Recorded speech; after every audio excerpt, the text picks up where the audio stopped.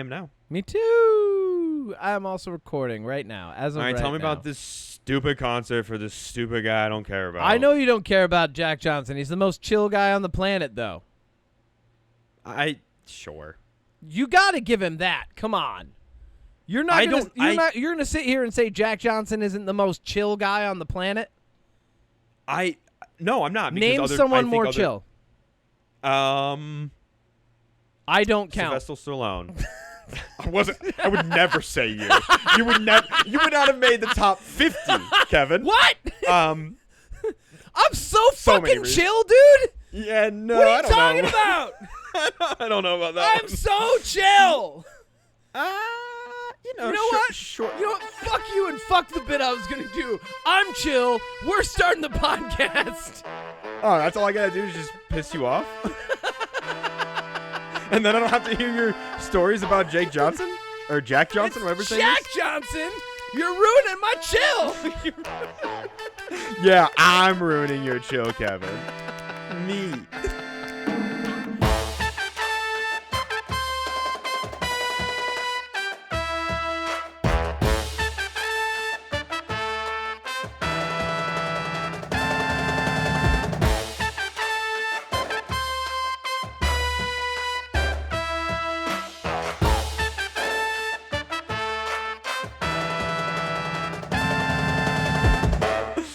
This is why you didn't make the top 50. Are you ready to clap? Yes. 3, 2, 1.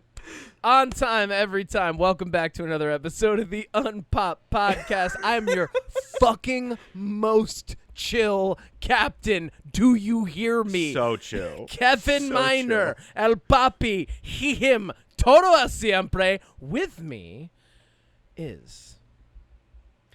Please email in at mysecretpoweris@gmail.com for which one is more chill, me or Kevin. It's now a competition. I'm so curious because I feel like this is still my intro. This is still who I am. I still feel like every week you come in with an energy of like 100 and I try to catch up and never get there. My name is Odie Matthews. I'll be cooking up your content on this delightful pleasure cruise of news bits and comic book movies, they he. Boom. Yeah. It's hilarious that you think you're chill. That's oh my God, the funniest shit ever. I thought I was done laughing, and then it rolled back around. You know when, like, you stay on a roller coaster by accident? No, that's not a thing. Kevin, your parents just forgot about you. I told you that. It's because I was so chill. Yeah, you're so chill. You're easy to forget about if you're chill. That's what I tell them. Yeah. That's what my therapist tells me. It definitely wasn't. I'm sorry, on I purpose 'cause forgot you're our not appointment chill. this week. You're so chill. You're so I think Kevin thinks being chill is the same as anyway. This week, the podcast is sponsored by BTS Oreos. They're brown BTS sugar on hiatus? pancake flavored, and they're fucking purple for no reason. But they're on hiatus because they're serving in the military, aren't they? They're fucking delicious. Damn, I Look, wonder how they got that brand if deal. this is in what the they're military. bringing to the military, good on them. That's the whole reason BTS is in the military. Thank you is to for your distribute service. Their licensed Oreo. Thank you for your service, Thank you for your BTS. service. BTS, thank you for your That's service. wild. It's a different country, but anyways. It's almost 4th of July. You got to be patriotic. Kevin. We're gonna go to war with South Korea in like the next decade, and people are just gonna play that clip of me saying that. He's a defector. And I'll be like, see, I said from the beginning, wrong country. I said it. Don't lump me in with him just because we're on the same podcast. No, we're together. We get deported. No, okay. Together. I'm in. All right, you sweet. had me at deported. Sweet. You had Good. me at the D word. Let's go. I hope it's somewhere nice. South Korea. South Korea. Okay, I mean, shit, they got great food. Let's fucking start learning now. Okay. Let's do news. Let's talk about some news, Kevin. We got some fun news this week. Okay, let's do news. Yeah, baby. It's the UnPop News coming at you fresh and hot from the command deck of the SS Marlon Brando. Let's see what this week had in store. Let's do some news. Odie, what's in the news? News is what's in the news. Oh, my Kevin. God. Let's start with this. Yeah. Toy Story, hot and heavy in the theaters, Real bad. still crushing it. Most likely will beat out Supergirl this weekend, Lame. even, which I agreed, lame. But I think the general populace is just soured on superhero movies in a lot of ways, which we will talk about. We will. But Toy Story 4, the Toy Story that I know you and I both enjoyed, you like that one, right? Toy Story what? 4 with Duke Kaboom. No. You didn't like that one? I didn't care with for the that spoon? one that much. Well, good news. The director of that, Josh Cooley, who also did Transformers 1, which is a good movie, Okay. is teaming up with Keanu Reeves to do a hybrid live-action Lego movie. Okay. Like And it's Indian in the said that Cupboard style Lego movie? it might be about Duke Kaboom. Okay. Okay. So, you know, I see what we're doing here. We're marinating. We're marinating a little bit. Yeah, you start What are we doing with we're our moving our shoulders? shoulders. We're just kind of. That's a lot of shoulder movement. Whenever we I get a think that- visual element to this podcast, we're gonna lose all of our. People are gonna be like, That- "What are they doing?" Dropped overnight. I don't even do anything with them, but I have an HR complaint about this and what I just saw. I think that this could be good. I think Transformers 1 I really liked. I like Toy Story 4. I still think the second Toy Story is the best. I'm always going to be a fan of Keanu Reeves. I think he's really good, especially like in recent stuff. Like that movie Good Fortune with Aziz Ansari and Seth Rogen. Yep. Very good, Yep. very enjoyable. I think a Lego hybrid movie could be good. I Okay. like the Lego movies, like Lego Batman, Lego Ninjago, Lego 1, Lego 2. Like they're all fun You're saying in their own way. Duke Kaboom is gonna get turned into a Lego, from a real man to a Lego, and the movie's gonna be about him in Lego space. Could be. Cool. Or it could be. We don't know really what much it's going to be about. We know it's going to be a hybrid, so it could be, Keanu Reeves in the real world is like a Will Ferrell type from the Lego movies, If a and maybe his kids playing with Duke Kaboom. if a person gets turned into a different thing and then has to act out, whatever adventure they're having in technically a different space and world, is that an isekai? Like an think anime technically. isekai? Another Might as world, well like be. transported to another world? Cool. Sure, I'm in. I think so. I'm in. So it's an anime. Should have been an anime. Should have been an anime. What about this? How do you feel about when you order a sandwich from a deli and they put a pickle on the side with like a little toothpick through it, On the side? like a pickle spear? Yeah, like Fine. a pickle spear on the side. Do it. Go Yeah. ahead. I might not How eat do it, you but feel- fine. How do you feel about balls? Just like in general balls. Of pickles? Just balls, Like the any kind shape of balls. of Your balls. circle balls, grapefruit balls, whatever, any kind of balls. Spheres, really, is what you're asking about. How do I feel about Sure. things of a How spherical do you feel shape? about spheres? I'm fine Yeah. with that. Okay. How do you feel about pickleball? The sport? The sport, the famous Are we sport. playing it with pickles that are ball shaped? Where are we going with this? We got a trailer for the new movie called The Dink, which is about pickleball. I was did just getting watch there. that. I did. So this is directed by Josh Greenbaum, who Yes. directed the Will Ferrell and Harper Steele documentary. And I actually got to meet Yes. and talk to Harper Steele last year at a Pride event here in Colorado. She is, Hell yeah. for one, an absolute wonderful human being. Such a delight, such a treat, so sweet. But also, she's super fucking funny without trying to be sometimes. I love that. And she's also just very funny intentionally, which makes sense because she was a long-term writer of Will Ferrell. So That makes sense. he's a director of this. We've got Jake Johnson, Ed Harris, Ben Stiller, a couple other big names in this. Did you say Jack think Johnson? Of this?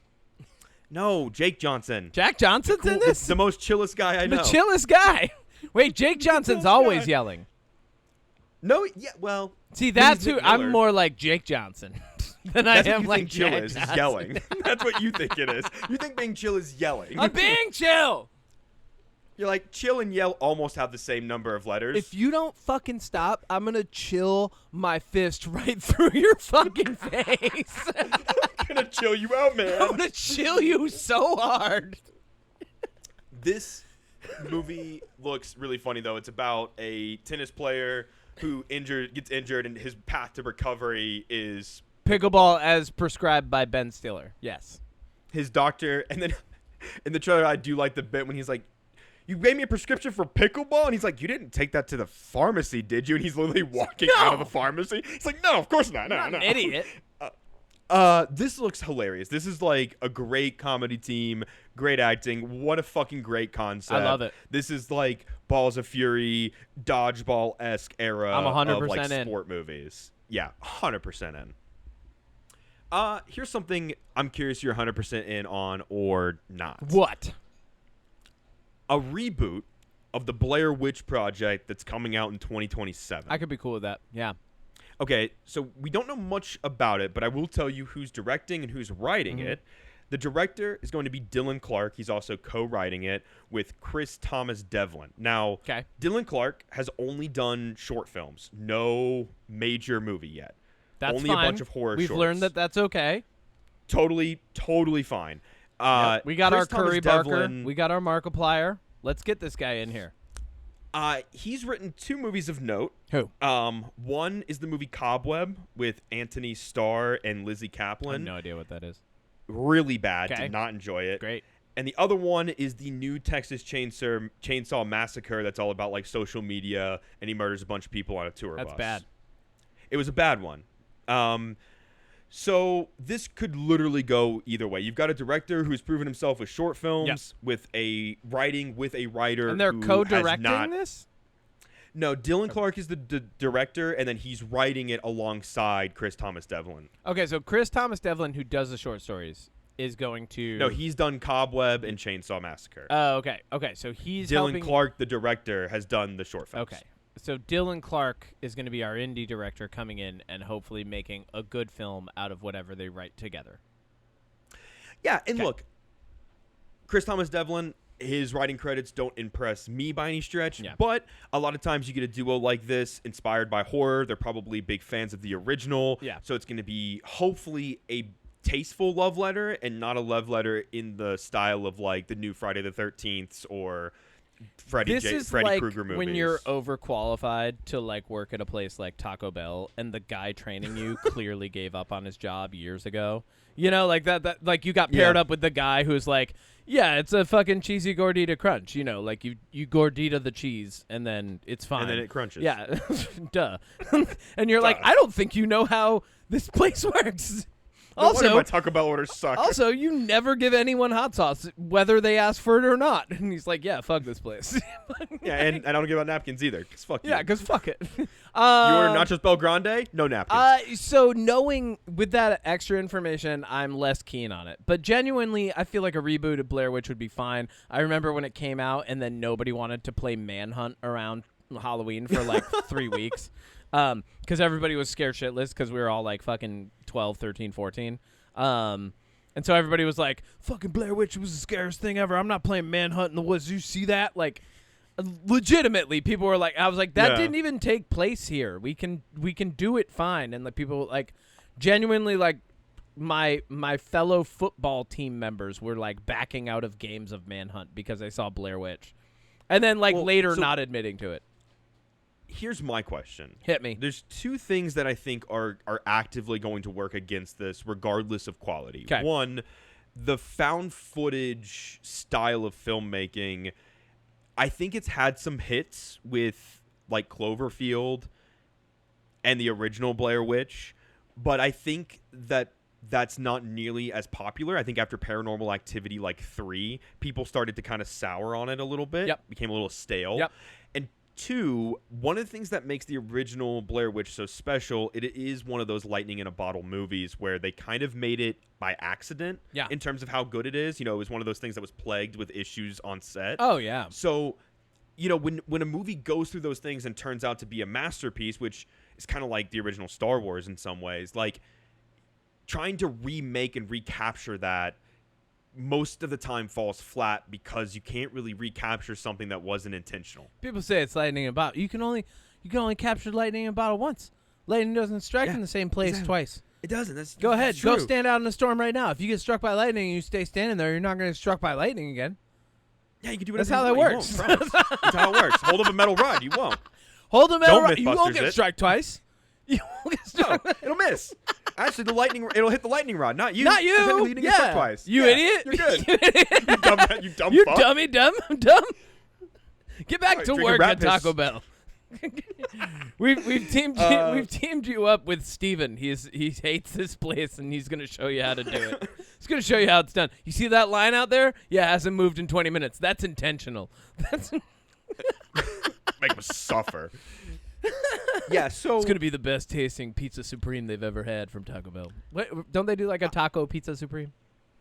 I don't know what Taco Bell does anymore. I don't know. I just make tacos at home. The same thing. I am Taco Bell. You want Taco Bell? But yeah, look, Blair Witch. Okay. We'll see, right? I mean, next year we'll see it. Probably. Yeah. I mean, it's the Blair Witch remake. We'll have to see it. We'll have to talk about it. It'll be included in our horror discussion that we always have every fall. Cool. If it doesn't come out in the fall, fuck you. First off, like I'm saying that right now. So like, if we get a release date on it for next year and it's like February, get the fuck out of here. That might actually make me wait for it to come out on. Look at your face. Look at your face right now. We get a visual What's element the fucking podcast. What's the fucking date? When does fall start for you? September. Okay, then you're good. It's September 24th. Okay, spooky season. You know this. Okay, August comes, and it's not yet completely fall. But the minute we get a brisk breeze in August, usually later August, you know what's happening over the garden wall, right? That welcomes in the fall season. And then we jump right into spooky season. So we go over the garden wall. Some nice light entertainment takes like all of 3 hours to binge watch, right? It's like 8 episodes, less than 3 hours.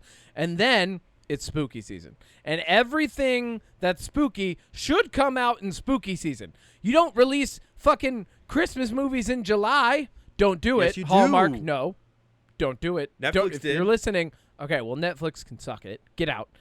People need to learn what seasons are. You can quote us on All right, that. keep going. How do you feel about Keep asking the how Far I Cry feel TV? about these things. Because we're in our feelings this week Oh, with okay. Supergirl. Okay. All right, show me Okay. on the doll where you feel this Far Cry news. So we talked about this Far Cry news earlier this year. It's Noah Hawley who's doing the Alien Earth show. Rob Mack, who's from It's Always Sunny in Philadelphia, and he owns that soccer team with Ryan Reynolds. They announced that Rob Mack is going to star in the first season. It's going to be an anthology show. But now we know that Lizzie Kaplan from the Now You See Me Cloverfield fame is joining him as the other series other season star. I don't know that like change. I was like, oh, this sounds good. Noah Hawley's working on it. So I don't know that really changes anything for me other than like, oh, cool. It's still Noah Hawley doing Far Cry and it's going to be weird. Good. I think this is really good news because good. I think Rob Mack is a great lead. I think Lizzie Kaplan is really good. You mean Rob as somebody McElhaney, right? From It's Always no, Sunny. he changed his name to Rob Mack. Oh, that's fucking ridiculous. But okay. Yeah. You remember we talked about that. You I did, put it in but the news as okay. a fun little bit. All right. Well, Rob McElhaney. But Did Now his You children See Me have to 2 change their names? He has full Probably. children and shit. You know, That sucks for him. Then he's a grown ass man. yeah. All right. But she is really good in the Now You See Me 2 and 3 movies. She's really good in that Party Down show that she's a part of. Oh, yeah. Cloverfield, she's good. Yeah. I think that she's a great choice for somebody opposite of Rob Mack. Cool. I mean, look, you know my Yeah. opinion on it. Noah Hawley is doing Far Cry, and that is enough for me so far. So, my last bit of news, Kevin. I'm going to start with a question. Hit me with the last bit of news. Is it a question about how I feel or where I'm feeling things? No and no. Okay. Shrek 5 is coming out next year. We did get minute and some change teaser trailer. We're not going to talk about it because it's not a real trailer yet. When's Shrek 5 And coming out? It's next year. Okay.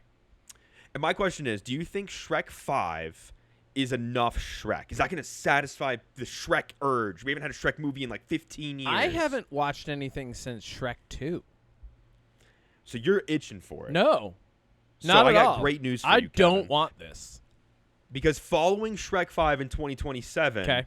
we're getting the long-awaited, 'Kay. the much-needed. Puss in Boots 5. Everyone's asking for it. Not Puss in Boots. He's already had 2 movies. Get out of here, Antonio Banderas. Go be old Zorro But the somewhere. Puss in Boots movies are good. Yeah, they are. So let's do a donkey prequel movie the following year in 2028. Pass. It's Pass on Eddie Murphy. Pass on Shrek 5, pass on Donkey movie. Charlie Bean is the director. Now, he's done 2 movies, Kevin. One, Okay. I would consider pretty good. The other, I want to know what you think of. All right. The one that I think is actually kind of good is the Lego Ninjago movie. It's fun. I haven't It's seen light. it. It's silly. Okay. Jackie Chan, Dave Franco. It's the one that's like Lloyd. He's like, I named you Lloyd. Lloyd. It's pretty fun. It's a silly little Lego movie. Okay. His other movie is the live-action Lady and the Tramp from Disney. I haven't seen that. Looks atrocious. I don't like unless a Disney live action movie like really wins me over in the trailer, or you tell me that we're seeing it. I don't see it. Like I'm very intentional in my own personal time. I am so intentional with what I see. You know what I mean? No, I didn't see Lady and the Yeah, Tramp there's either. no Don't get way me I wrong. would see that. So No. this guy has directed 2 movies, neither of which I've seen. And you love Donkey from Shrek, though, so I you're gonna go see don't this. love Shrek. Like, that's not a thing for like the first one. I'm confused. Is kind of classic. The second one's okay. I didn't care to watch any of the other ones because we had gotten hoodwinked, which was better. Objectively.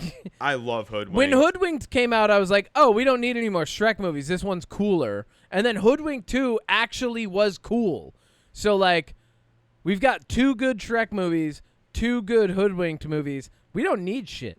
Like, we don't need it. And listen, the only pass that I would give to a Shrek franchise is if Puss in Boots does a 3rd movie.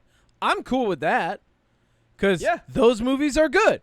Those movies are objectively good, and both the are last one was different. They're very different in tone and message. Shrek and animation has not changed. Shrek is like Shrek is the dead horse that keeps getting beat. You know what I mean? Like, Oh, I agree. like every other joke in a Shrek movie is like, you're fat and ugly and green, and it's like we've had this for how many decades? Like, Get out of my swamp, this Kevin. is still working. This would be like Shut up, Donkey. This would be like if Rodney Dangerfield just kept making movies like way late into life. You'd be like, all right, how many times can we make jokes about what a like fat old womanizer you are? Apparently, endlessly. Kevin, Yeah. I'm going to go grab something. Why don't you transition us into... We were going to talk about the movies so far this year and then our big movie of the week. Yep. We were going to talk Why don't you about set the that movies up? so far this year, and while Odie's grabbing something, it's probably a visual aid for what we're about to talk about next. Movies so far this year, Odie and I had a conversation. We're halfway through the year, folks. We're approaching July.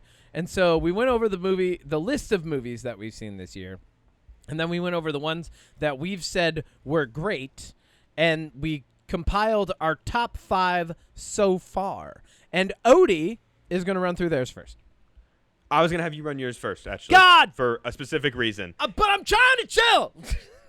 Well, chill faster. I'm trying to chill here. All Trust right. me, it'll make sense if you go first. Okay, so here's my top 5 in order from 5 to 1. 5.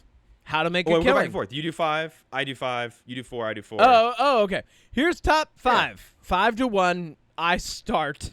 You said you wanted me to do mine first. I thought you meant the Wait. whole list.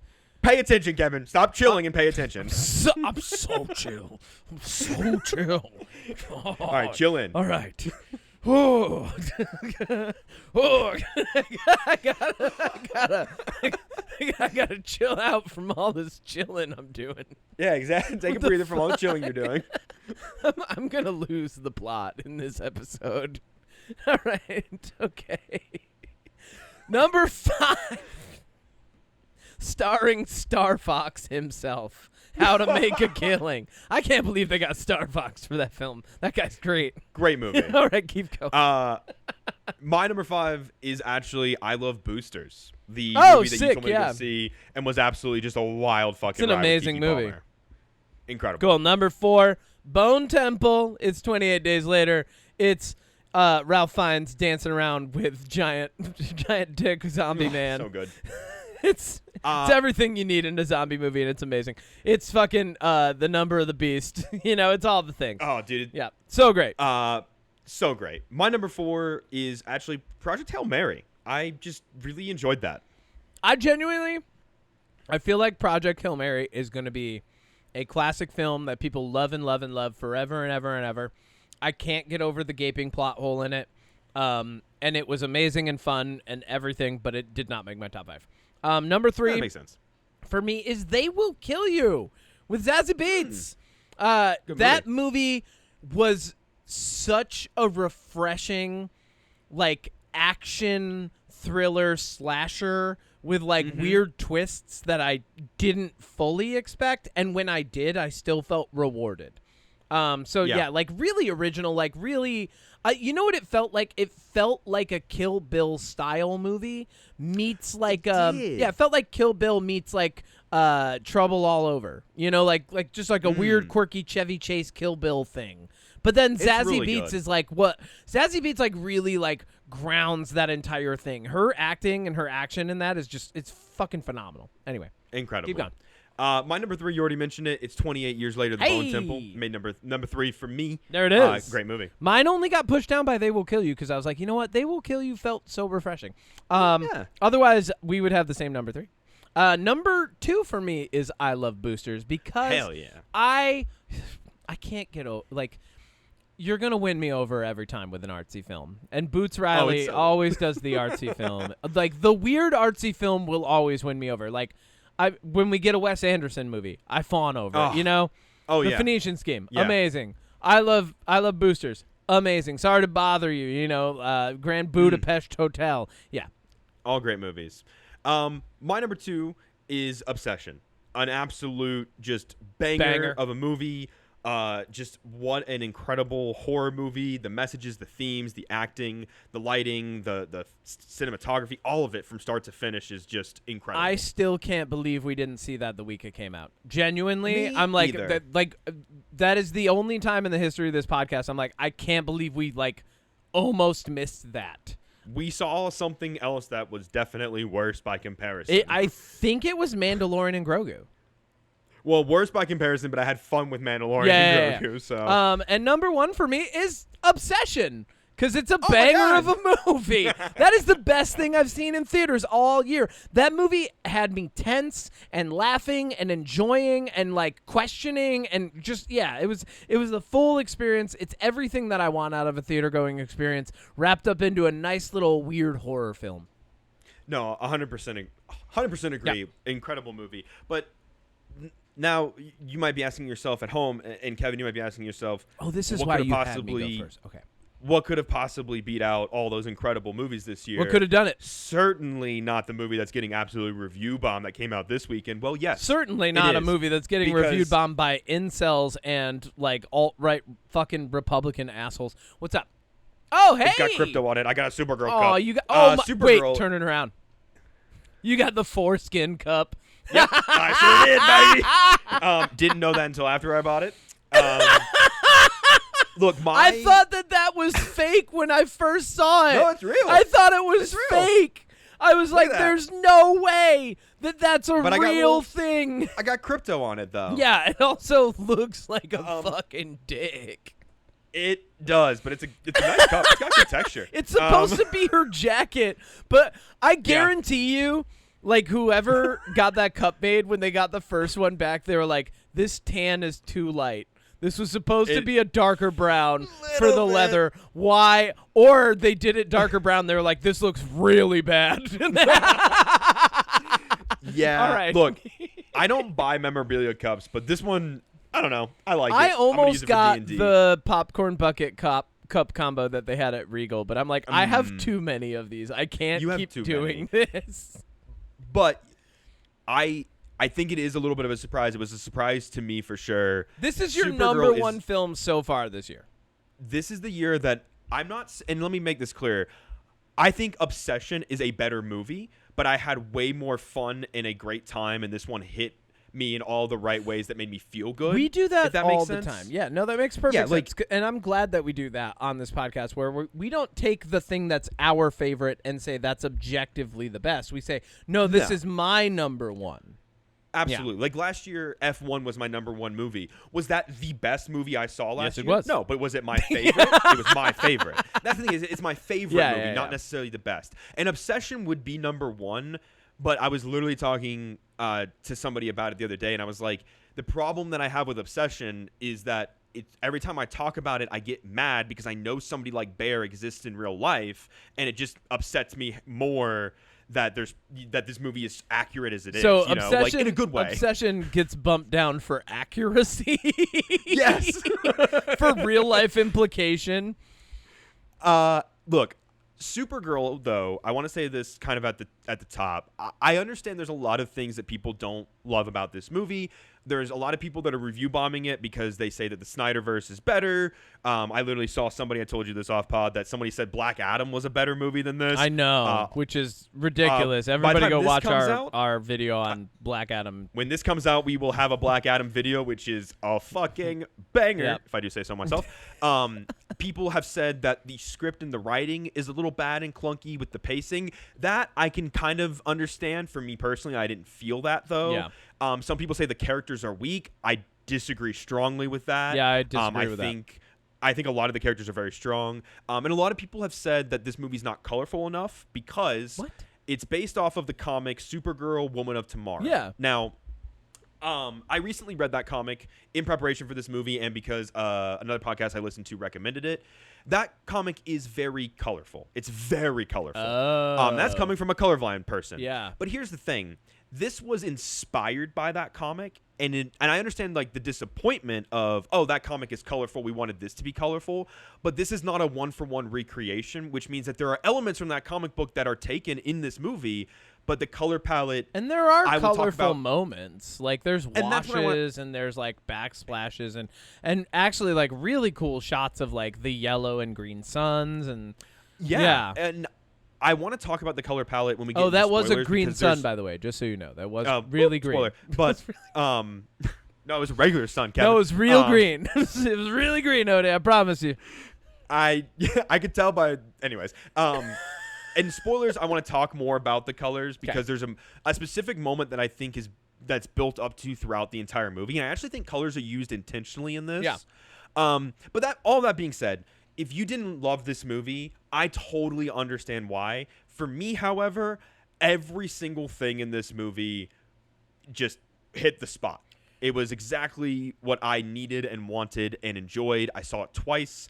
I even loved it more the second time. I watched Superman before and then went into Supergirl, and it was just, honestly, off the rip, this is certified great, obviously, for me. I just absolutely loved this movie. Hold on, before you go any further. I'm waiting for you. Odie Matthews at the movies. Odie Matthews at the movies. Odie Matthews at the movies. Twice. 3 times. I went to the movies 3 times this weekend. Yeah, you did. Already. All right. Yeah. This movie from me is going to get a very, very, very, very, very good. There are a couple things that keep it from being great. I'll get into that later when we're in spoilers. However, I can see, and I said this to you earlier, if I were to just put on like kid lenses, like kid Kevin, right? And I say this a lot. If I put on my lenses of like, 10 to 14-year-old Kevin, this movie's great. Through and through. Love the action. Like that Kevin would be amazed with this. Some of my qualms about like world building, some of the development, some of the themes and messaging and how they don't feel like they completely stick the landing. That's what kind of keeps it from being great from my perspective now. However, that being said, if someone said that movie's great, I also would not argue with them. Yeah, I think the only people I would argue with are the people that think, I think this movie is light years better than anything in the Snyderverse, and I'm not afraid to say that. And let's get this out of the way. Snyderverse fans, as the most chill person in the entire world, I want to tell you, it's not fucking happening. It's done. Please move on. It's dead. Please. Give up. Get For out the love from of behind God. your keyboard. Touch some proverbial grass. Talk to a woman in a normal fucking manner, you fucking Neanderthals. All right? Go and be in society for a minute. Read something of better caliber. Get out of the slow motion hellscape that you've been living in with a bunch of women named Martha and come to the fucking theater to see some good shit, you pieces anyway. Anyways, yeah, I don't want to dwell on any of the comparisons to the Snyderverse. Look, I think do. Sasha Calle, I think Sasha Calle in the Flash movie, for what, like 15 minutes of screen time she gets in She's that, the best I think part. she's a great Supergirl. I think that David Cornsweet. I think Henry Cavill was a good Superman. I think David Cornsweet's Superman is just better written. It's more accurate. I think David Cornsweet Superman feels more like a man who grew up on Earth. Period. Yeah. You know what I mean? I agree. And look, if you like the Snyderverse movies, I'm not saying that they're all bad. I think the first Wonder Woman's fine. I'm saying they're all bad. I think Zack Come Snyder's fight me. Justice League is okay. Fight me now. He made Rebel Moon. There's no coming back. No. Anyways, so yeah, look, if you're a fan of the Snyderverse, and I don't know why you're even listening to us because we shit on it all the time, and you probably stop listening. You should. Let's talk about Supergirl. Look, Watchmen and 300 were fine. After that, it's all downhill. A lot of the things that I want to talk about with Supergirl all revolve around spoilers. Well, plot real quick. So Supergirl Woman of Tomorrow / the plot of this movie. I'll speed run it, and then I'm going to hand it over to you because this is your #1 movie of the year, so you should lead the discussion. Okay.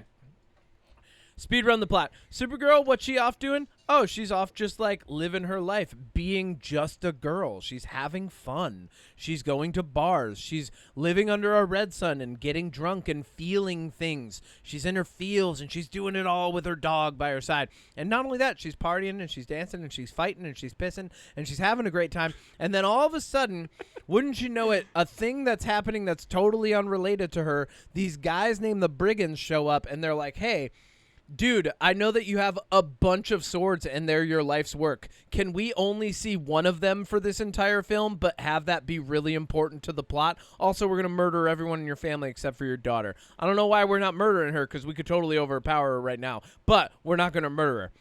And then she shows up at a bar that Supergirl's at, and she's like, hey, what's up? My name's Ruthie, and I need someone to take this sword and me to this guy so I can kill him.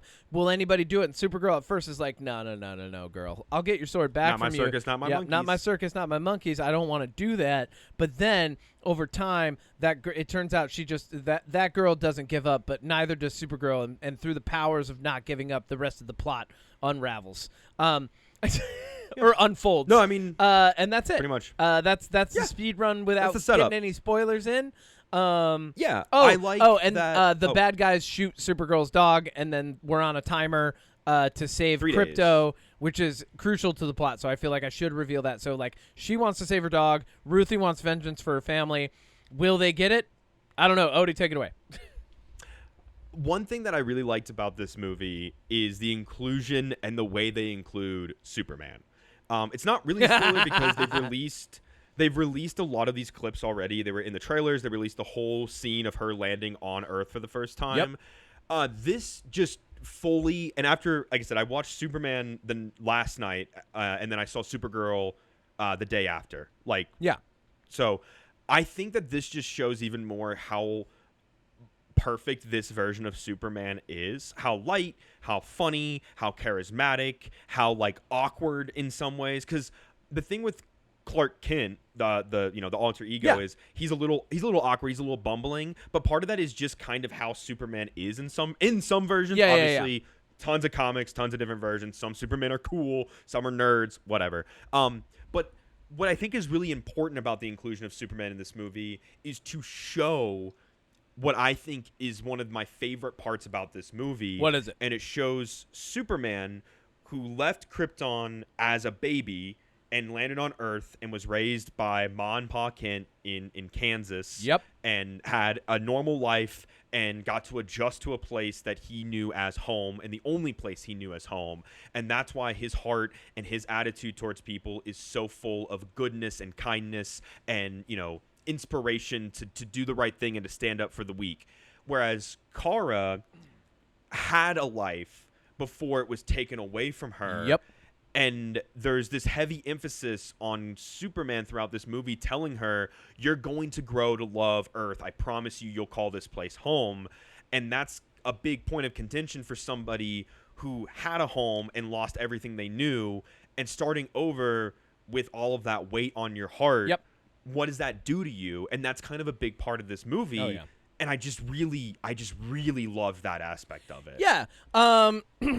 Since we're in spoilers, it turns out. Are we in spoilers now? Yeah. We can be. Yeah, we already I think so. speed run the plot. So, Yeah.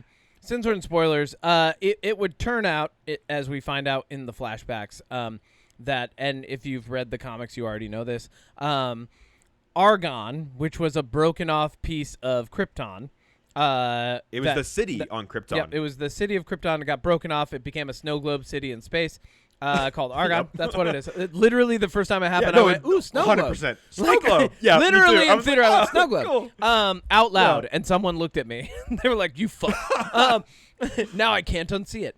But it was broken off, and it turns out that, like, within the bedrock of part of the foundation of the city is some kryptonite, and it's poisoning people. And I don't know why it doesn't affect Supergirl, and I don't care. But they I know why. get her out of there.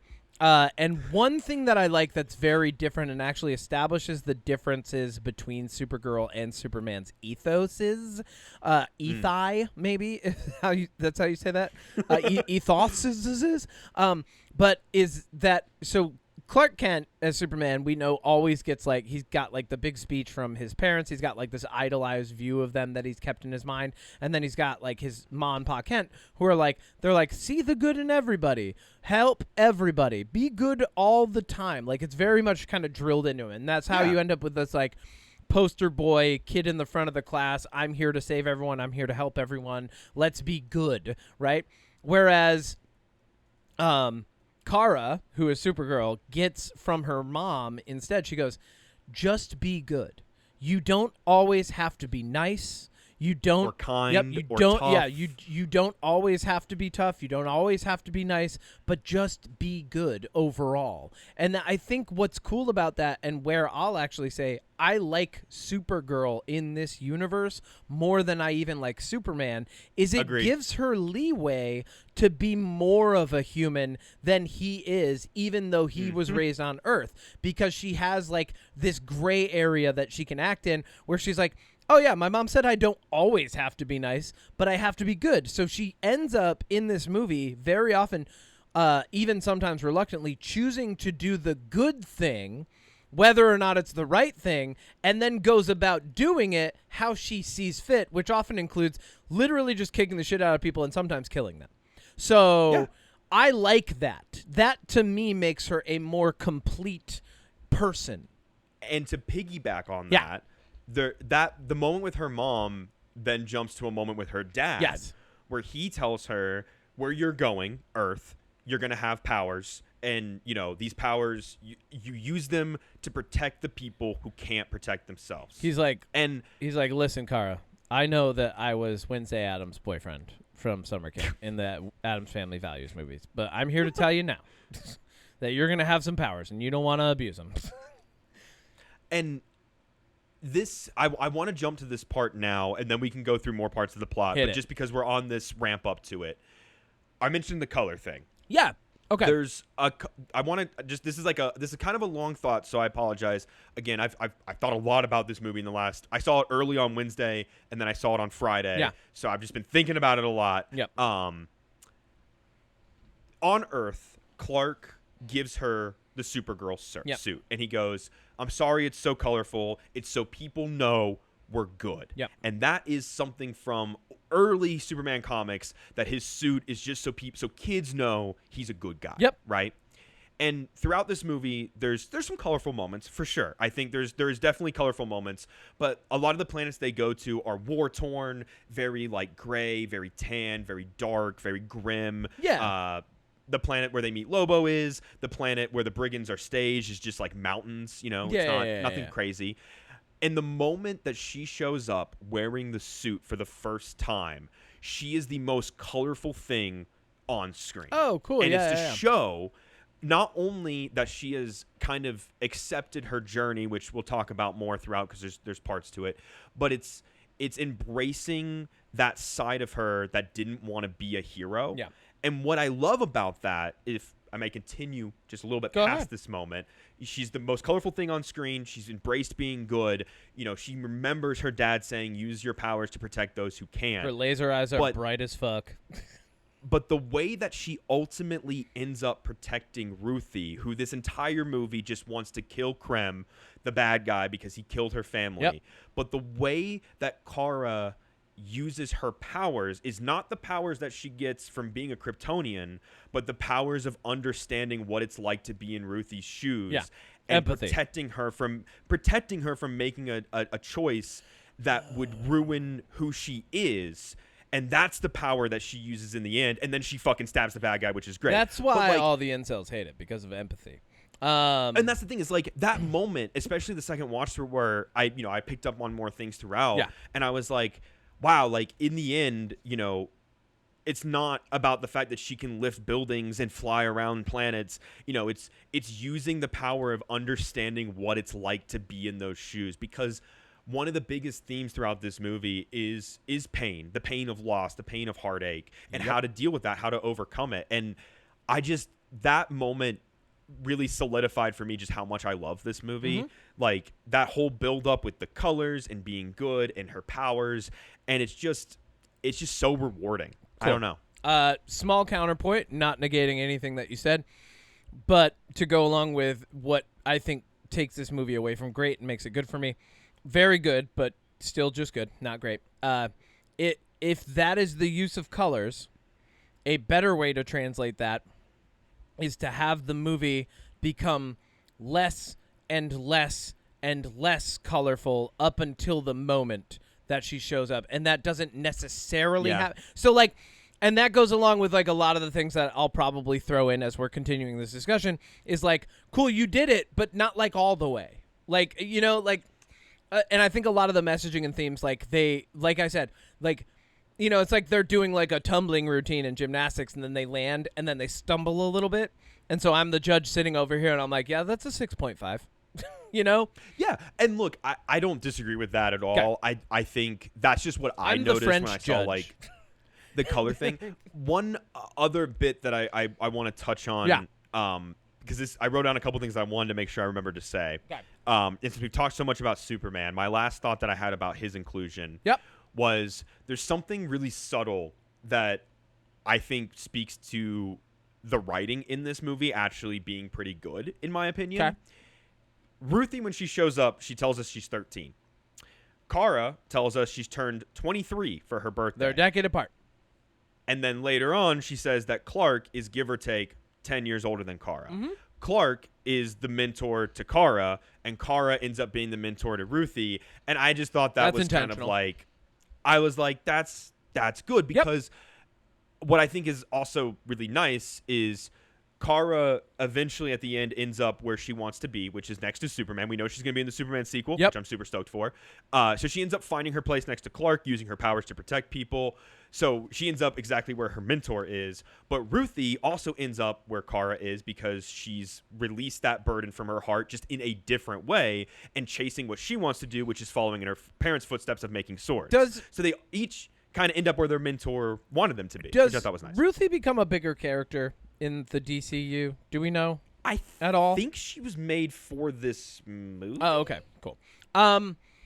Yeah. Keep going with the things that you like. I'll throw in my thoughts as we go. Okay, this is a really funny joke. Yeah. To me, I thought this was funny. Yeah, hit it. There's a moment on Argon City where they're burying. This part's not funny, but they're burying Kara's mom. And earlier, you see this beautiful, like, reflecting pool.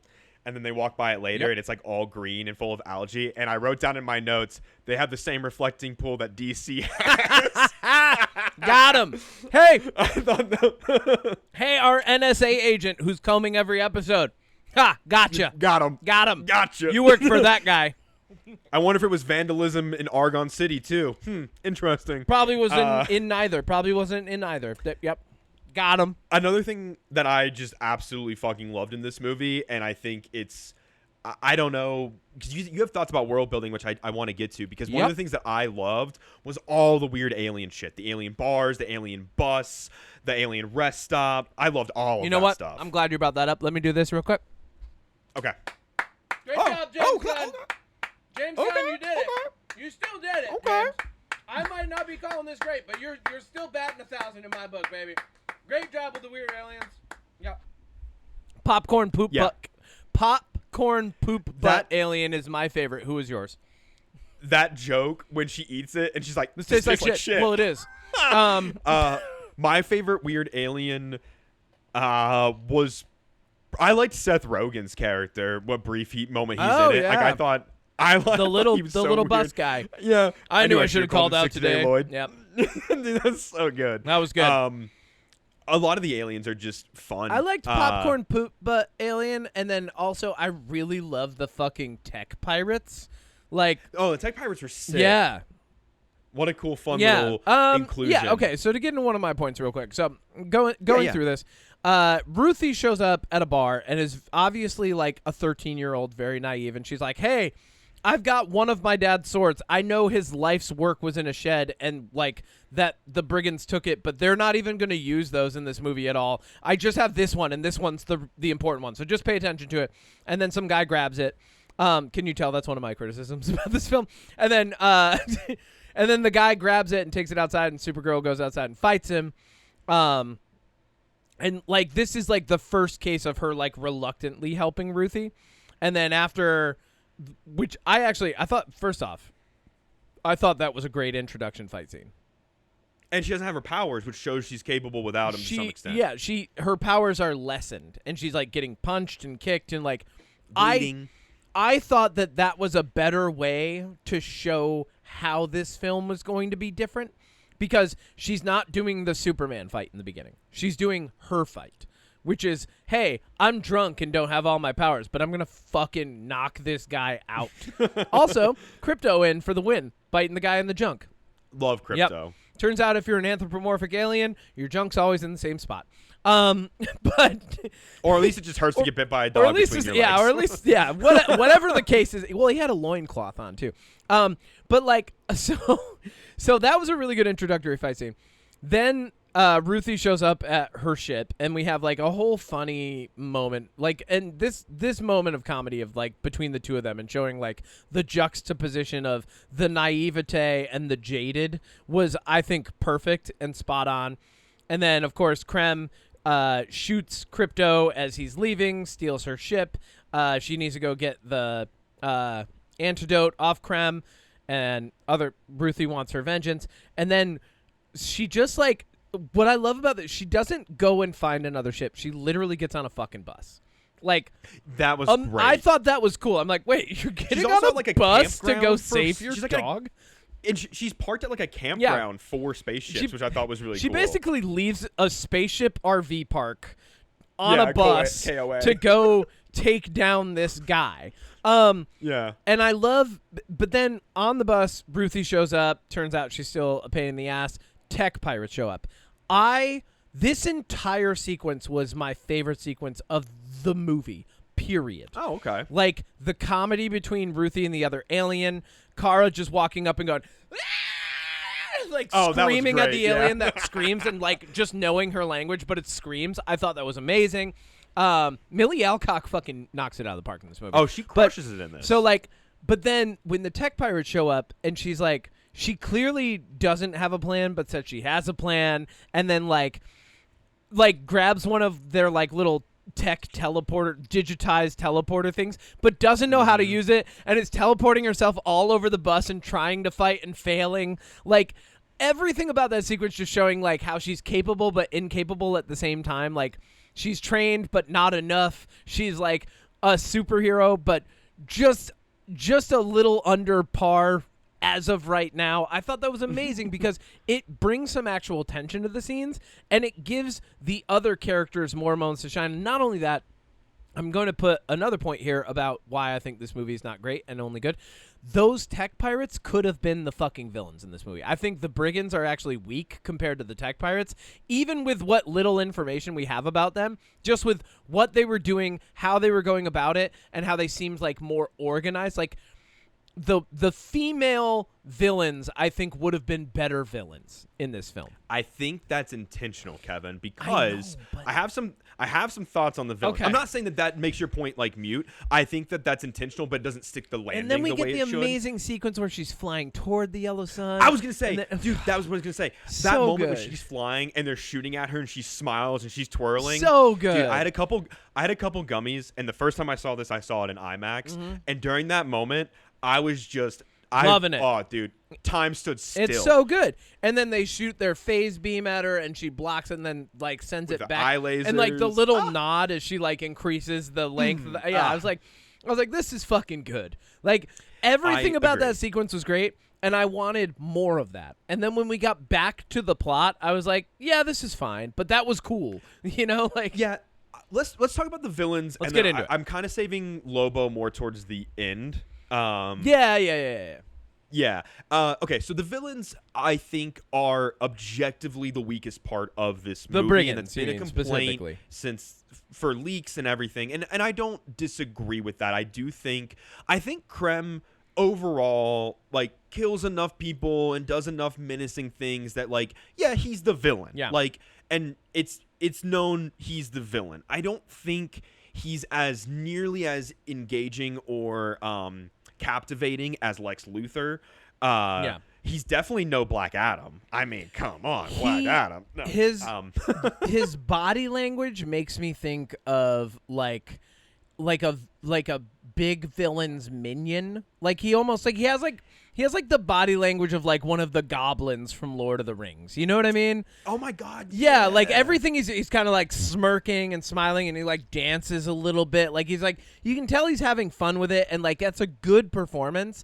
But the playfully menacing nature of it doesn't send it home as much as it would in like, say, to use a James Gunn type example, a Guardians of the Galaxy film, where I feel like if I saw that, I'd be like, oh yeah, all right, yeah, we're vibing, think you know. Krem shouldn't have been funny. He shouldn't have asked for pie. He shouldn't have made jokes. Yeah. He shouldn't have done voices.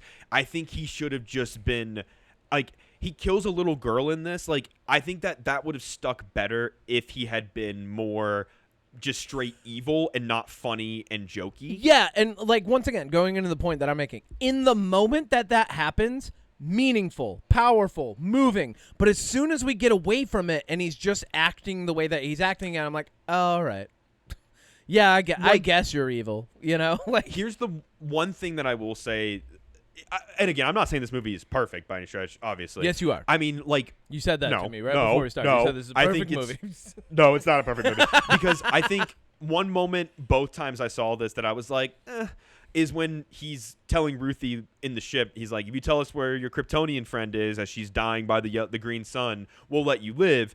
And she spits on him. I'm like, he would have just killed her. He would have Like, just killed her, we've yeah. seen 100%. We've seen him kill people for less. And, like, Yeah. obviously for plot, she needs to stay alive. Once again, I think So the I'm like, messaging at certain points in this film is off because, like, up to this point, everyone's like, he'll just fucking kill anybody. And then Ruthie And then he spits on him. doesn't. He's like, I want her dead by end of day.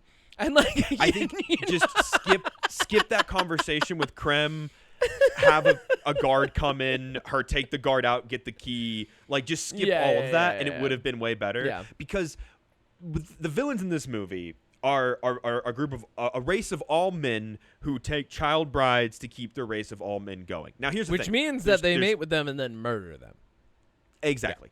And there's two things with this. I totally can see why some people are like, hey, this is too on the nose.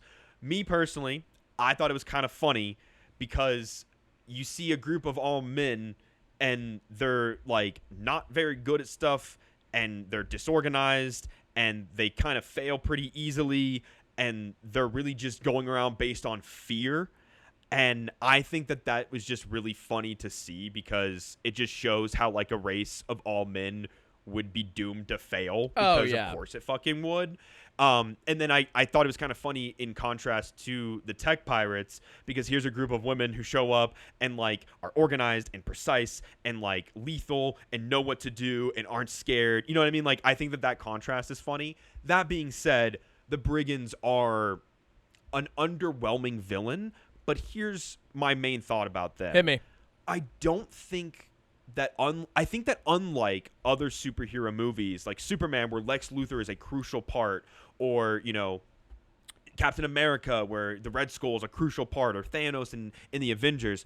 I don't think that this movie is supposed to be a typical superhero versus a villain story. I think the villains are supposed to be secondary. Okay. And I think where that falls flat for some people is because obviously this plot is moved by the villains.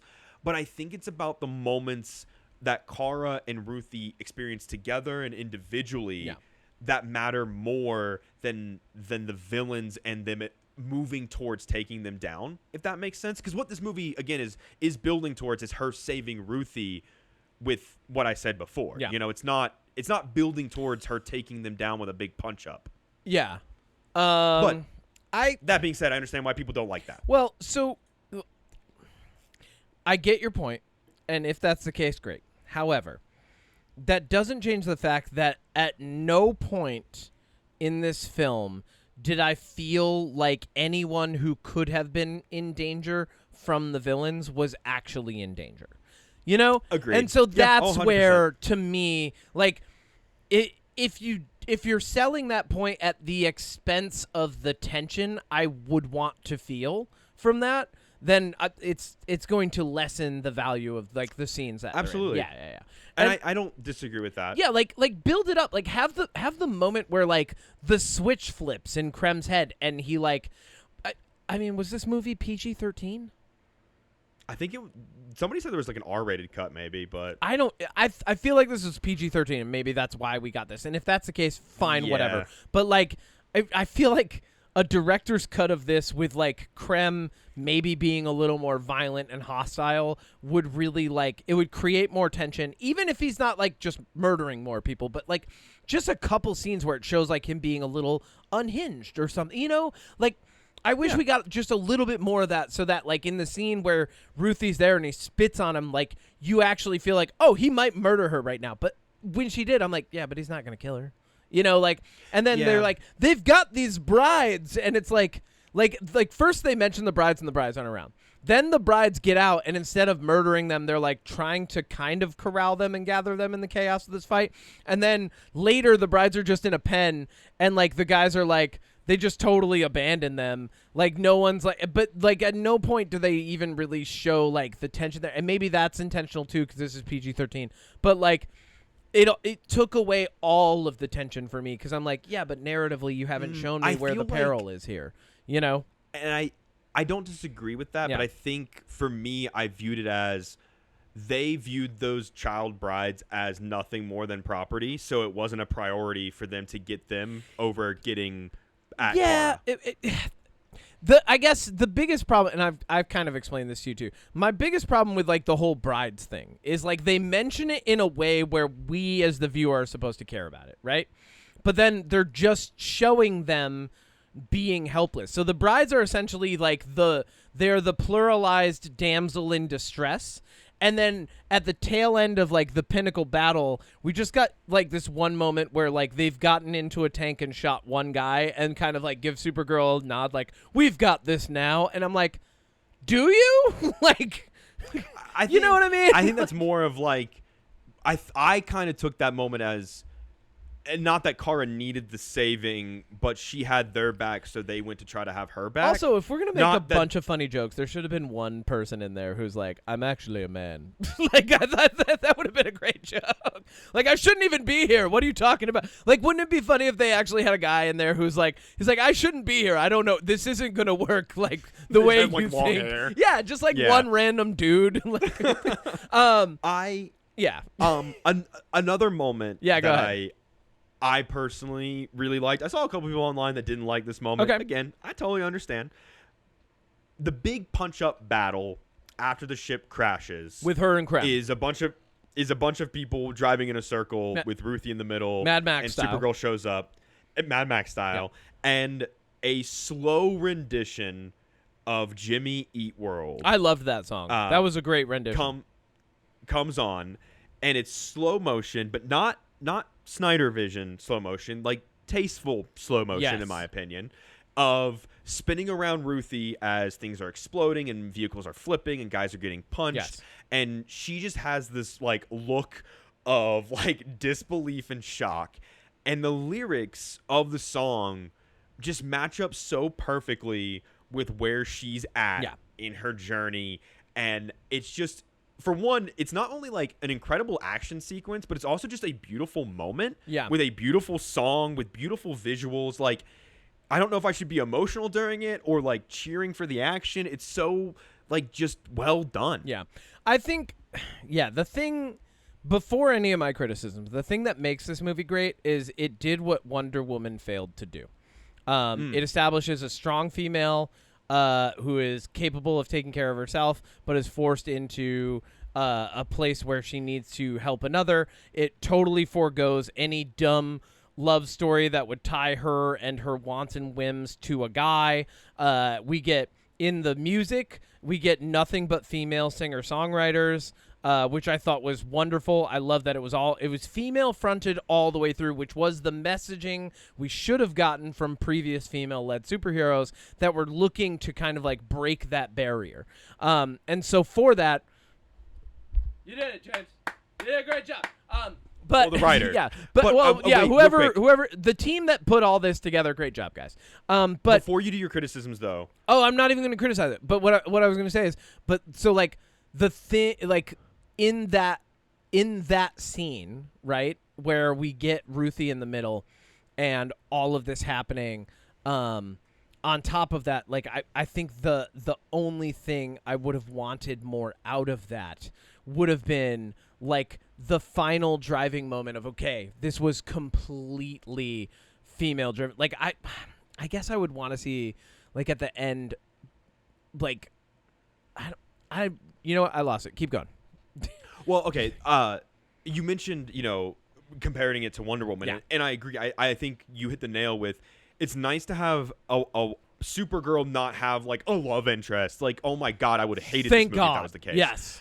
Because one of the things that I loved, and I think it's a great message and this is going to sound weird because obviously neither of us are women, and I'm not, this is that by no doesn't way mean we stretch don't of form. understand social context. This is me just understanding because of women in my life that I know. That Shout saw out this to movie, all the one of my women. friends. Shout out to the ladies in our lives.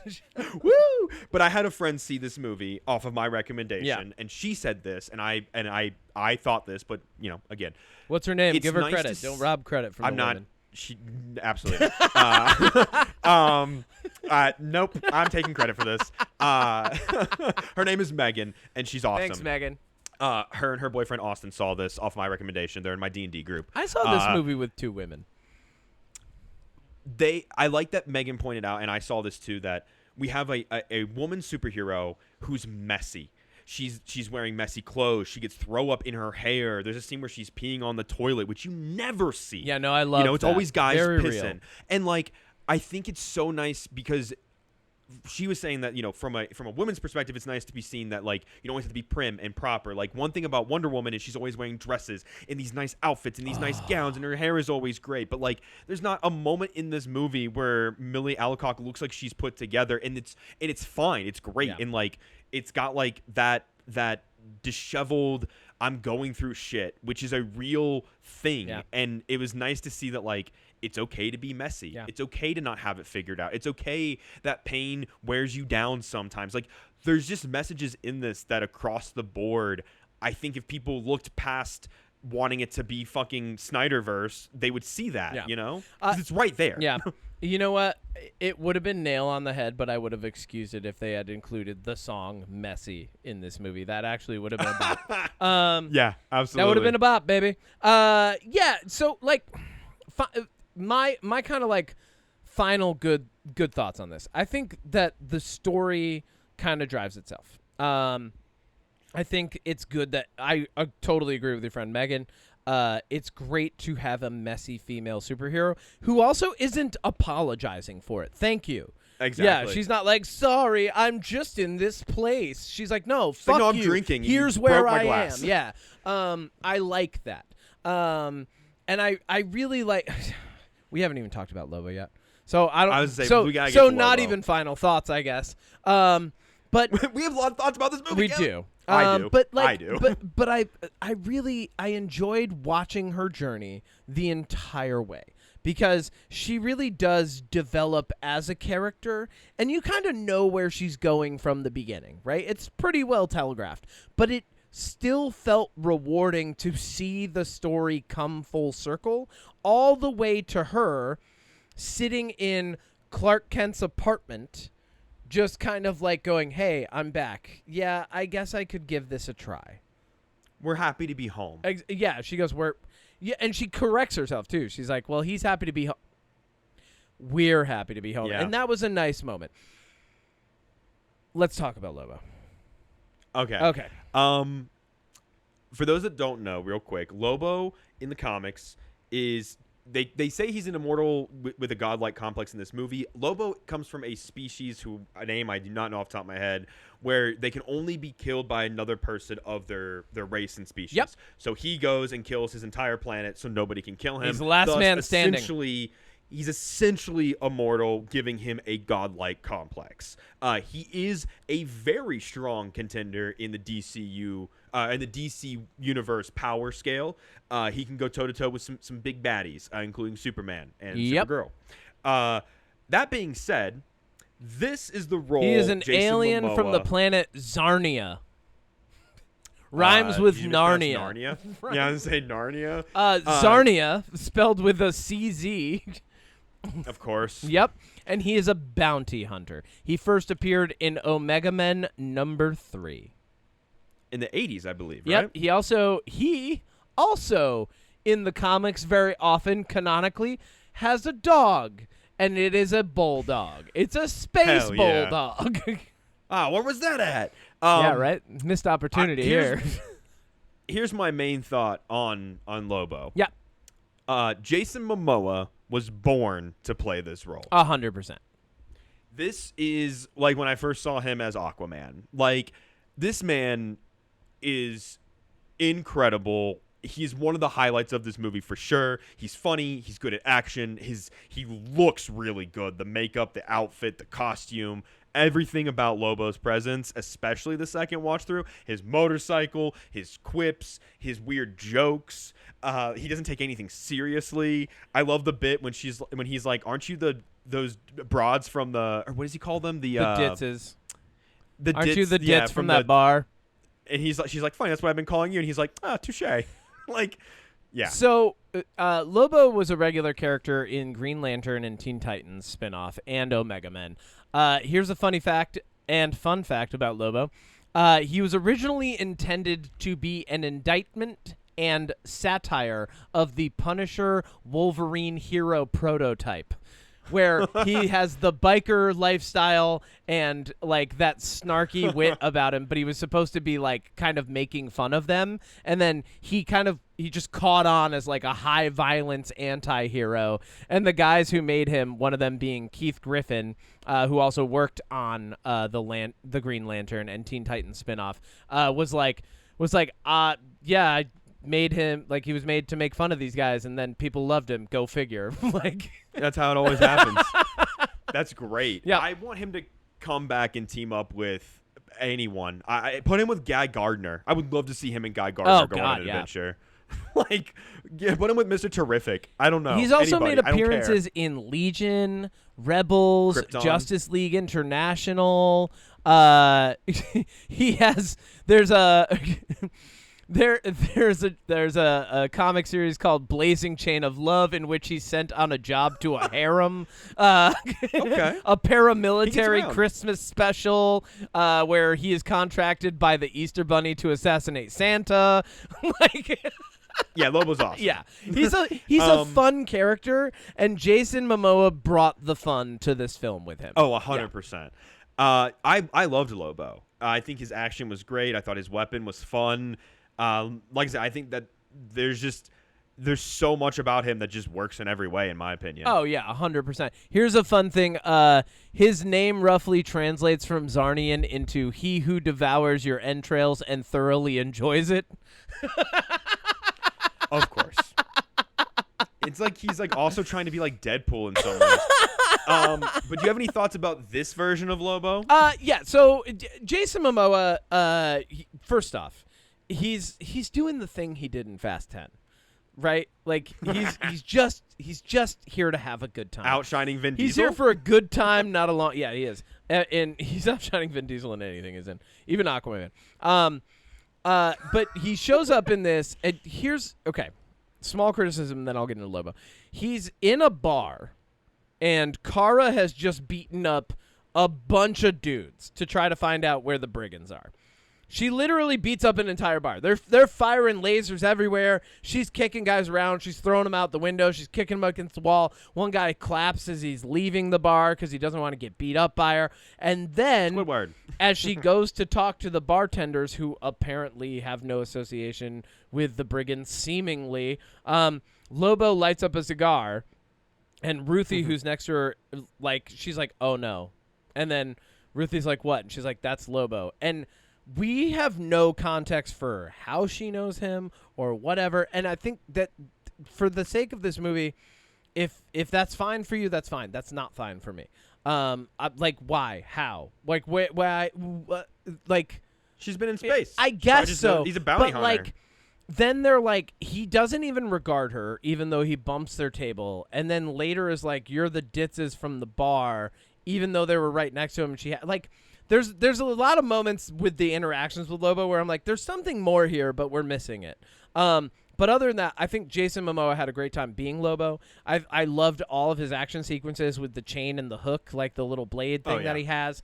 I know Lobo usually also has like a giant knife on him at times, but he didn't have that in this. Maybe it's the I thought at one point he was going to get her family's sword or something. Like I thought he was going to play a part, and like that would be his big knife that he then wields. That would have been cool. That's where I thought we were going with it, and then when we didn't get it, I was kind of like, well, that was a missed opportunity. But he's riding the bike. He's completing his bounty. He has complete disregard for everyone else around him. He says his word is bond and that he just wants to complete his bounties. That's what he's here for. He's here for that so that he can then go drink and party and do pretty much, he's kind of a mirrored character of Supergirl, right? Like he's like, it's like, hey, this is what you could become. Is this douchebag? That would be a wake-up call for anybody. I love my favorite line from him, because the one that I think sticks out the most is just so funny. But when he's asking them all about brigands and they're like, "We don't know anything," he's like, "You guys have all been super useless." Yeah. Like that was just, but it's his delivery. It's just, mwah. And then he's just walking out the door and he goes, "Useless." Useless. Yeah, no, that was he had so much fun in every scene that he's in. And then even when like Ruthie is like learning how to break out of the prison cell and like she's like choking that guy, Lobo's like, "Yes. Yes." Oh yeah. You know, he's like, "You forgot something." Yeah, and then she goes to unlock it and he just kicks the door open. Yeah, and then he's like, "My trap is working perfectly." And it's like, you fucking asshole. Like, it's so good. So good. Jason Momoa is great in this movie as Lobo. And then even when he watches Kara kill that guy, kill Krem at the end, like he's happy about it. He's off to the side watching it and he's happy, and that's totally going to come back later because you know that she's going to be in the next Superman movie. So if Lobo shows up, you know that there's going to be tension between her and Superman because Lobo's going to be like, "Yeah, remember when you killed that guy?" And like, Superman's going to be like, "What?" Yeah, David Cornsweat's going to be like, "We don't kill people. She would never do that." She's going to be like, right? And then he'll adjust his. She's like, "Well, I also laser-eyed a guy out of a tank at 150 feet in the air, so he might be dead too." Yeah, like, anyway. But no, he was great. He only added to the film. I wish we had more of him. I get why we didn't. Too.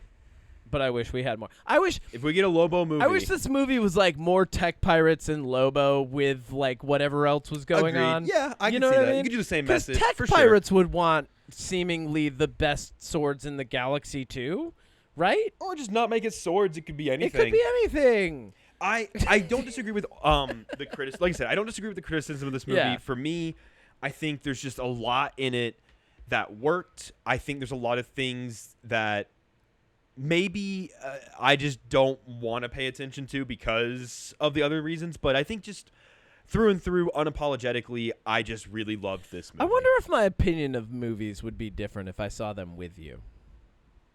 Oh. You know? Me too. You know, I'm thinking that. I'm like, I wonder if we were talking in real time, right, while we're watching a movie, just kind of like leaning over and checking in with each other. I wonder if that would change how we feel about movies. Yeah. I guess we'll never know. I think what has definitely changed my opinion of movies Oh, in the wait. last 3 years. We watched The Punisher together. Yeah. We do both that like that. sometimes. Okay. Anyway. Yeah. But I think what's changed my opinion on movies in the last 3 years is breaking my brain with Magnum Opus. Oh, yeah. But also that has raised my bar for movies, but it's also made me look at movies in a little bit of a different way, which has made me appreciate them more. And I find myself either thinking movies are like really, really good or just being like, oh, that was bad. Yeah. Like there's not a big middle ground for me anymore. You notice I barely give the fun title out to anything anymore because I either find it bad or good. Like, whereas I have a lot of middle ground because I put different lenses on. I'm like, okay, but would I appreciate this if blank? You know, like there's a lot of whataboutism when it comes to how I'm analyzing a movie afterward. For me, I can always give the rating, right? Like, and I have a high bar. But like when I'm really thinking about a movie and how I want to talk about it for you, for me, and for our listeners, I start putting lenses on. I'm like, but you know, because like I was talking to somebody today and they're like, well, I've never really liked superhero movies. And I'm like, then don't see it.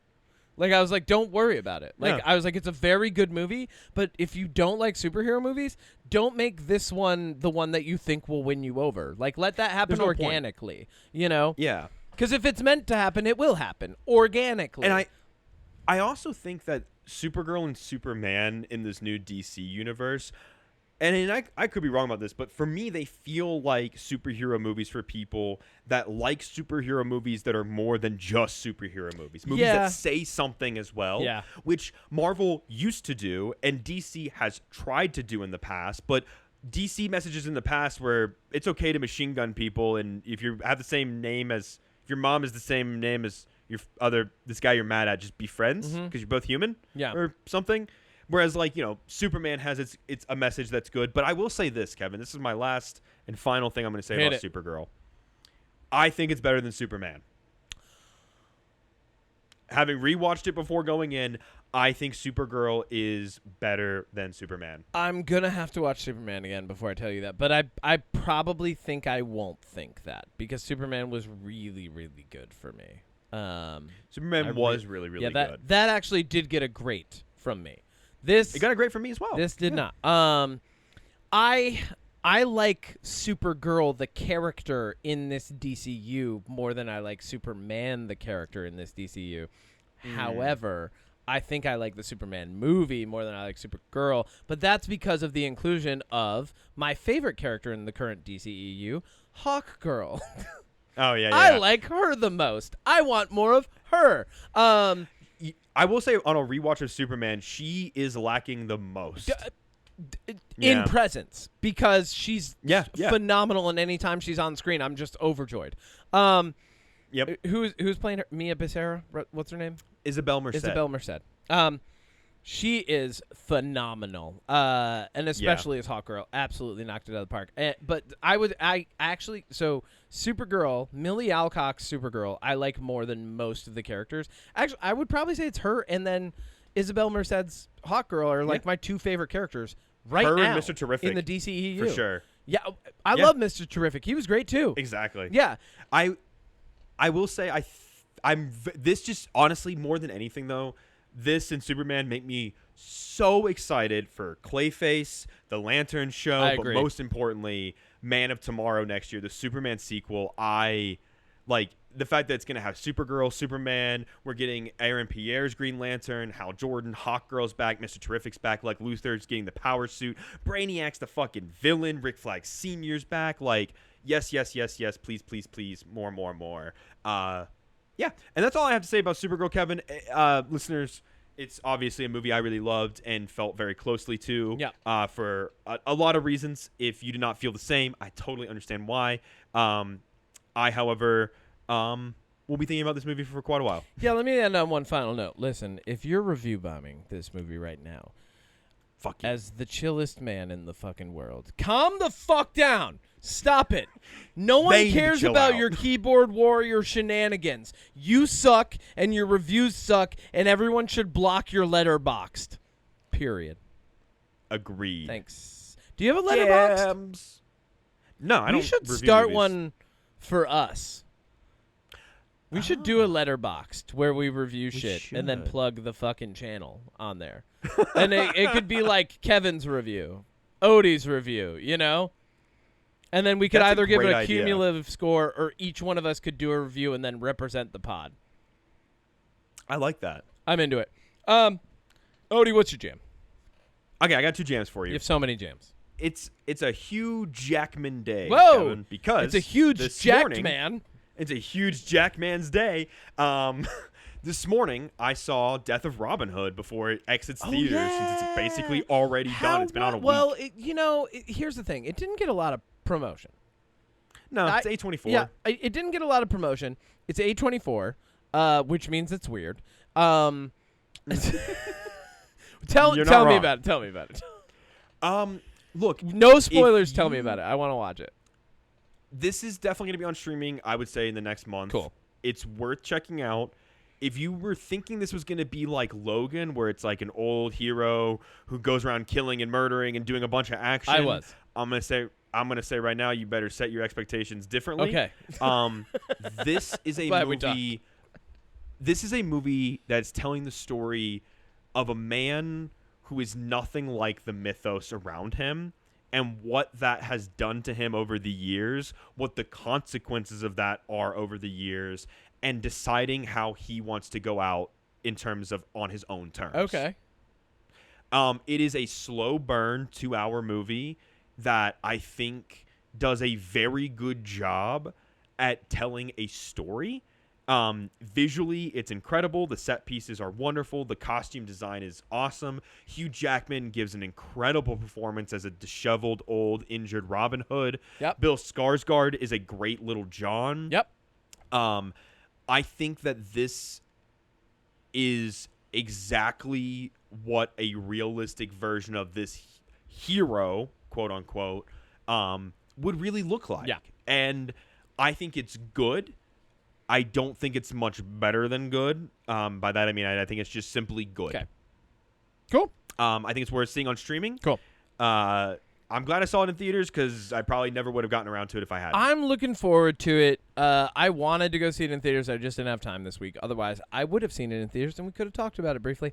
Yeah. But I'm glad that you saw that. What else is your jam? What's your other jam? You got another one? I saw The Sheep Detectives because it's on streaming already. Oh, hey! And With Hugh Jackman. Jacked Man is in that. Yeah. He-Man's in it. Nicholas Galetz. Oh. Emma Thompson's in it. Patrick Stewart. And? Louis, what's her name? Louise Dreifer. Julie Louis-Dreyfus. She's in it. Molly Gordon is in it. Okay. You've got Brett Goldstein from Ted Lasso fame, Rice Darby. So it's an Chris ensemble O'Dowd. cast of sheep Bella voices. Ramsey? Oh, shit. Yeah. Bella Ramsey, they voice a Okay. young goat. I love Bryan them. Cranston. Yeah, this it's fun. It's simply a fun, cute little movie. Cool. It's too long. It's 2 hours. Doesn't need to be It's 2 hours. not good. It's not great. It's fun. It's fun. Cool. It's some sheep solving a murder. Yep. It's very goofy. It's very silly. Oh, I it's love very that. cute. There's like a ditzy cop that the sheeps are trying to help out to solve the murder. Yeah. He-Man's there as a reporter. Yep. You got great voices. Yeah, it's on Prime already. This is like for free. a fun, silly, jaunty adult Babe. Remember Babe, the pig movie? Yeah. Where he's a sheep herder. It's that. Like, Okay. it's definitely not like a kids movie. Yeah. It's an all ages movie. Yeah. If you've got some time and you're interested in it, Do I they think it's swear? worth What's it watching. rated? PG-13? I think it's PG. Okay, cool. The sheep Yeah, I think detectives. it's fun. It's a bunch of It's sheep on and they're streaming. detecting things. Yeah, and it's free, and like I said, it's a little too long, but But it's good. otherwise, it's fun. Cool. Yeah. I like that. I got 2 jams for you this week. I know that I've been on quite an adventure this year with some of my music recommendations and some of the shows and just the random shit They're so chill. that I'm observing. No, I'm not. No, now's not the time to be chill anymore. What? No, because I'm back, baby. I'm back with some metalcore and deathcore recommendations for you. First off, So you're kind of chill. so chill. The kind of stuff, people see me, Odie, sipping my coffee in the morning. Wake up, moving, breathing, making coffee, being grateful. They see that, right? That's what's over my head. There's usually something vibing in the background. There's something with a good rhythm. It's vibing. I'm just breathing. I'm doing my breathing exercises. I'm getting ready for the day. And people are like, wow, what a peaceful guy.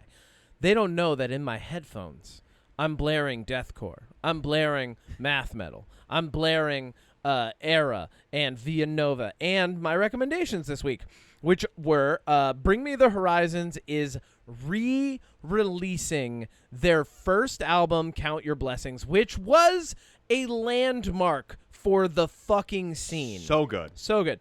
We're talking... I love Bring Me the Horizon. Nothing but deathcore. Through and through, all screams, very little singing, Count Your Blessings, Tell Slater to Wash His Dick, all of the fucking songs on that. And they included an extra song called Dehumanized. And I have to tell you, it's fucking phenomenal. It's good. I didn't know that I would ever hear Ollie Sykes scream like this ever again, and I'm so glad he is. And I was talking about it. I went to a little festival before I came over here. We have Mind Blown Fest going on not far from me, actually, with a bunch of, like, death metal and metal bands, hence my outfit. But I went over there, and, like, friends and I were talking about that. People and I were talking about it. We were like, yo, Bring Me the Horizons, bringing back deathcore. And I was like, if they opened up a show with a deathcore song, the crowd, because there's like new Bring Me the Horizon fans and there's old Bring Me the Horizon fans, but there's enough Bring Me the Horizon fans that have been around for like the whole ride that like the place would just erupt. It would be fucking over. Like, good luck cleaning up that arena. And they also this year sold out Madison Square Garden, which is fucking insane. That's awesome. Yeah. My second jam, by a lesser known band called Her Last Sight, is a song called Hit Me Like a Piñata. Oh. Now, this is also metalcore, but modern metalcore where they break for a nice, clean singing chorus from the guy in the band who sings, right? Because they've got the classic lineup. They got the guy who starts out with the bleh and, like, you know, goes into the crazy screaming and shit, and then they got the guy who comes in later in the song and he's singing. So they're Noah Sebastian is what you're saying. They can't do both. No, we're not doing both. We're going all over the place. And then in the middle of the song, there is a mariachi breakdown for about 45 seconds. And it's glorious, and I highly recommend anybody who likes metal at all listen to it because metal deserves more mariachi. Period. And then my third jam, which is a preemptive jam, is I downloaded Baldur's Gate 3. Wait, what? That's my third jam this week. Surprise. When are we playing Baldur's Gate 3? I don't know, sometime. But I've been downloaded begging it. Anybody. Matt Pfeiffer won't play with me anymore because he's got a kid and he's busy. I downloaded it, so we've got it now, baby. Okay. My buddy Zach and I were talking about Okay. how each of us have been trying to carve out more free time. We've been doing a ton of theater these past couple years, and now that like we have some free time, I was like, you know what, dude? We should play a video game. And he was like, what video game? And I was like, I haven't played. Oh, so you asked him before me? Well, because you've played it. My exact point that I made to Zach is like, I don't know that I would want to go through it with somebody who's played the entire game from the get-go and is like, hey, I'll just shut up. I'll be there. I'll be good. I won't say anything. You're totally cool. Yeah, but like, I'll shut up. I'll sit in the back. that's why I'll I'm sit in the back and be surprising quiet. you with this news. It's okay. Hey, chill. I still want to go to Hey, Disneyland. I'll be hey, quiet chill. the entire ride. Hey, you got to meet I am me. chill, I'm the chill. most chill I'm guy in chill the right now. world, and you got to chill with me. So I downloaded that today, and it's on my PS5 as of now. So we I have a PS5. we could play right now if you want. We could play right now. We could play right now. I still You got to make make a a character. My buddy Zach is looking forward to playing it. He's been needing someone to play a more consistent video game with, so I'm totally down to play with both of you We can guys. three of us. If I make a character and we start the game, I'm gonna have to start over to play with Zach, right? So like, No, he can join in progress Great. and he make his character. You don't have to go any further. well, that's You and I could get on right now and make our characters and sit at the intro until he's ready, and then he makes his character, and then he'll join all us. right. Well, we'll figure it out, but we're gonna play with Zach. I just figured it out, Kevin. Okay. I'll be good. All I'll right, shut chill. up. Okay, I'll chill. I'll chill. Actually, here's a funny little bit. So I was gonna give you this in the intro of the show, and I'll say this before we end the podcast. I was making fun of how so my friend Lexi loves Jack Johnson, right? Like loves Jack Johnson. Is to she death. deaf? So we or- no. Listen, man. His music I'm just isn't. kidding. horrible. I'm just kidding. Like, I'm just kidding. He wrote the soundtrack to Curious George. How bad can it be? But we go to this concert. Have you heard Banana Pancakes? We go to this concert with some friends. Well, actually, oh no, we go to the concert. I saw some friends and stuff, but there. First off, here's the funniest thing: the crowd mix at Jack Johnson was either people who are like well into retirement and there for the acoustic fun time, right? And then like people who clearly had brought a fake ID. That was like the crowd, and then somewhere in between was like 10% of the crowd was like just people who were there to like kind of chill out and have a good time, right? So like the crowd was like frat boy, frat girl party time, and then retired people, and then mixed in between that very low percentage like some parents with kids or parents who didn't have kids for the night, and then like some people in their 20s and 30s. But Jack Johnson, first off, I was making fun of him saying that he was going to tell one of his bandmates to chill out if they did a solo. He did.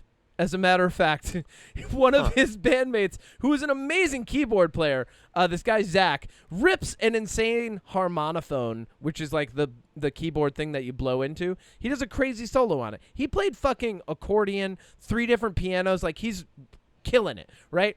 And then they get done with the song, and it was like a wild piano. And like the crowd's like erupted. Everyone's like, "Whoa, crazy!" And then Jack's like, "All right, calm down, Zach." Like it was. I was like, he did it. Damn. And like, but I had to share this with you. Jack Johnson is the only artist who can get high as balls and get on stage and forget like 5 of his own songs, and no one's mad about it. Like, legitimately started the middle of a song with the wrong verse, and then like halfway through goes, fucked up. And like they just kept playing the song. They came back around on it, and then he did it the right way. It was so funny. And it's like a popular song too. It was Bubbly Toes. And then then later he's like, all right, here's the part of the show where I take requests, and like the whole tone changes, and he's kind of like, you know, like people are yelling stuff from down in the pit. And then like multiple times throughout the taking request part, you just hear someone yell something. He goes, "What? Oh yeah, no, I don't even remember how to play that, man." Like he's just like, he's like, "No, I don't know that." I was like, "You didn't come prepared, dude." No. Like he's like 50 now. And then in between all of his songs, he's like telling us stories, and there's like surf footage playing in the background. He's like, so this guitar is tuned to B flat, and I didn't know how to tune it at the time, so I just wrote a bunch of songs in B flat for a year. So here's this song. He's 51. He's so old, but he's so chill. And like it was really endearing to just see this guy up on stage being happy, playing music, forgetting some of the music, and everyone being cool with it. Like, that's awesome. Yeah. That's a heartfelt way to end the podcast. Where we talked about heartfelt things. Thanks, everybody, for weathering this heartfelt and sometimes absurd existence with us. If you have any questions, all right, absurd. Thanks, everybody.